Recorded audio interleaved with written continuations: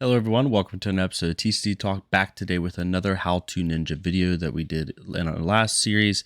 For the first video of the series, we went over the ninja class and went over kind of the play style of ninja and how things go. And for today, I wanted to go over the weapons and equipment. I know at the end of the last video I said combo, but I think that'll be better suited for when we start talking about Katsu and a little bit of Iron Benji, but more so Katsu. And I just figured it probably wouldn't be the best second video to go over.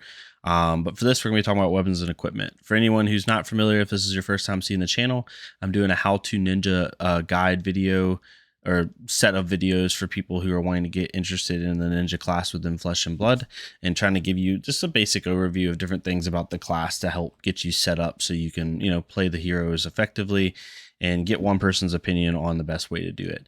So today we're going to go over weapons and equipment. With weapons and equipment, Ninja has a pretty good list to choose from. However, most of the time it is kind of a standard list, with the exception of a few ones depending on which it is you're doing. And we'll kind of go through those. Now, if I don't have a weapon or a piece of equipment that you use as a standard Ninja player, please let me know in the comments below. These are just like standard equipment that I think every player should be aware of in the game. And if you use something kind of different, then definitely, let people know in the comments below. But we'll get right into it. We're going to go from head to toe, all the head pieces, then we'll do chest, then we'll do arms, and we'll do legs. And then we'll go into weapons afterwards. So for head, the most staple ninja equipment out there, period, number one, not close, is Mask of Momentum. It's a once per turn effect. When an attack action card you control hits third or higher on the chain link in a row to hit, draw a card. Basically, and it blocks for 2 with Blade Break. So if you block with it, you can't use it anymore, but it does block for 2. Basically, this allows you to, as a ninja player, put pressure on your opponent and be able to force potential card draw, which makes your opponent have to interact with you and have to block. It's by far the best ninja equipment and just equipment for ninja in the game. And if you want to play any of the 3 heroes effectively, you kind of need this card. You can play ninja without this card, but it just quadruples your ability to put pressure on your opponent once you get it. I played without Mask of Momentum for like 2-3 months before I got mine, and still enjoyed the ninja class and loved it. But the difference of respect your opponent has to give you with this card is insane. If you're going to spend money on ninja and you're going to outside of just a few dollar cards, and you're really going to, just fork over some serious money, maybe you want to play ninja long term, this is the first card you get without question, not close. Just get this card. So that's the first one. The next one is a Majestic. It's a Mask of Pouncing Links. When an attack action card you control hits, you may destroy it. If you do, search your deck for an attack action card with 2 or less, banish it, then shuffle. You may play it this turn. It also has Blade Break at block 2. Now, this card is more suited for Benji. It's really a Benji card, to be honest. However, you can use it with Katsu, you can use it with Ira. I've seen a couple builds where people are trying to utilize this properly with like searching for Break Tide off of Rushing River, or searching for Salt the Wound, or maybe even searching for like a yellow Whelming Gust Wave, stuff like that. So there's definitely ways that you could get this to go.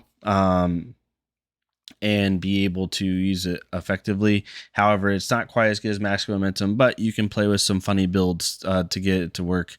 Using it to get Ride the Tailwind, or after playing Ride the Tailwind like late in the chain with Benji, you can use this to go get Spring Tidings, or go get Salt the Wound or something like that. Just overall, it's a decent card, but not quite as powerful as Mask of Momentum, but there are some cool things you can do with it.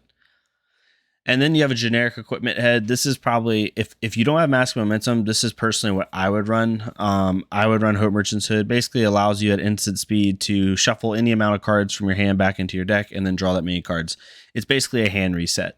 For most of the ninjas, if you're running like an aggro or even a mid-range build, this is really good to avoid getting dead hands. One of the things that hurts you in ninja, especially in blitz for you new players out there, is drawing a bad hand, like drawing 4 reds, or drawing like 2 even bigger than that, or something like that, to where it kind of hurts your tempo. So this allows you to possibly and potentially reset your hand and be able to continue. Excuse me, your turn. It's early for me. Your turn. So if you don't have Mask of Momentum and you're just looking for an easy generic headpiece, this is the one I suggest using. Now we're going to get into chess pieces, and again, we're kind of going from best to worst here. Number one is Findel Spring Tunic, probably the most iconic Flesh and Blood card in the game. Basically, you put an energy counter at the start of your turn on it at every start of your offensive turn. And then at any point, you can remove all 3 energy counters and get 1 resource. Basically allows you to continuously getting resources throughout the game. This is really good with Ira. It's really good with Katsu. It's even good with Benji. It does have Blade Break for block for 1, and then it's gone. But overall, just honestly, it's one of the best equipment pieces in the game, period, for any hero almost. But for Ninja, it's really good. The next one, if you don't have Findle Spring Tunic, this is what I would suggest using, Heart and Crosstrap. This is now suspended in Blitz or banned in Blitz. It's not used in Blitz anymore. I forgot the exact parameters, so go check that. But you can use it in CC. It's really good for getting your Surging Strikes off for free with Katsu. It's really good at getting Flying Kicks off if you play it before your Kodachis, so you don't break the chain. With Ira, it's not as useful in Benji, but it can be used in Benji. But overall, just gives you 2 resources to play like those high arching attacks for free. Just make sure you know when to play this, because it does break the chain. So if you have Mask Momentum with Heart and Crosstrap, like let's say you have a Surging Strike, you don't want a Kodachi. They let the Kodachi hit, then pop this, and then play Surging Strike, because now you're back to your first attack in the chain because you broke it. So you got to make sure you know your sequencing correctly when you use this card. But it's a generic equipment that everyone's going to have if you open any packs in the game, especially in Welcome to Wraith. So overall, really good card. The next one is Vest of the First Fist. This is more of a Benji card, but if you're playing Benji, this is what I suggest you running at your chest piece. If you don't have Tunic, even if you do have Tunic, you could use this, to be honest. Basically, the first time an attack action card you control hits, gain 2 resources. With Benji, it's very likely an attack action card is going to hit, so it's just a free 2 resources at any given time, pretty much. And it's a really good card for like an offensive Benji style of play. Nothing much to say about this, but definitely use this if you have Benji. And then the final one that not a lot of people talk about, honestly, is Deep Blue. And I think this is a really good card for players now that Heart and Crosstrap has gone in Blitz. If you're a Blitz player and you don't have Findel Spring Tunic, you could use this. What this does is, like, if you draw a 4 red hand, you basically can sink a card and get 3 resources. Granted, sinking a card with Ninja is not ideal, and I understand that, but since Heart and Crosstrap can't be used anymore, if you don't have a Tunic, I personally would use this card. I think it's the best card you could use.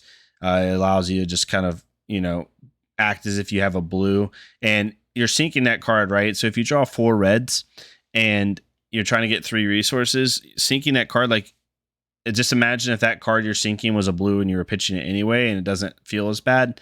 Overall, just a really good chess piece with Heart and Crosstrap kind of being out of play now. Now getting into the arms, the most mainstay arm piece for most ninjas is Breaking Skills. You basically destroy it. Any attack action with their combo gets +1.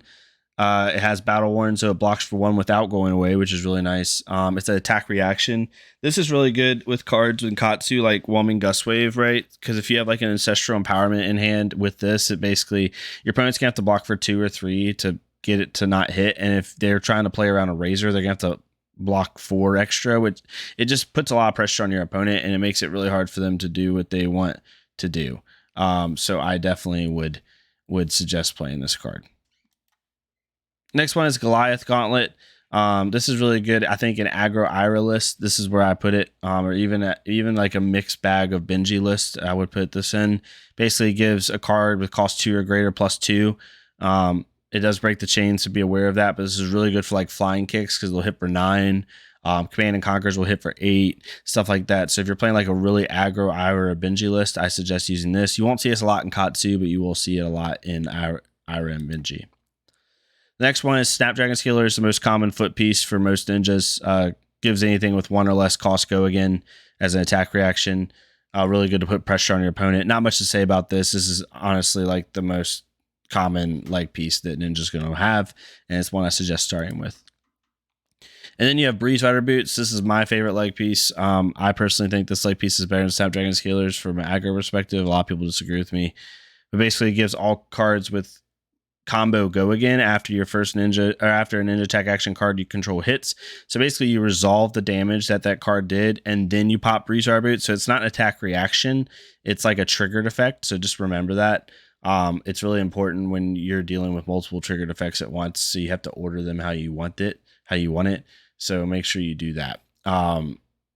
it's really useful. Like, the reason this is important to know when this triggers is because, like, let's say Mask of Momentum triggers and you could pop Breeze Rider Boots. You can order Mask of Momentum to trigger first, draw your card, see if that card is a good card, then trigger Breeze Rider Boots to give it go again. Because if you draw like an Ancestral Empowerment and that's the only card you have in hand, or maybe it's one of 2 cards you have in hand, maybe you don't want to give it go again because it's not going to be as useful. So definitely remember that when you're talking about triggered effects, but it's really good.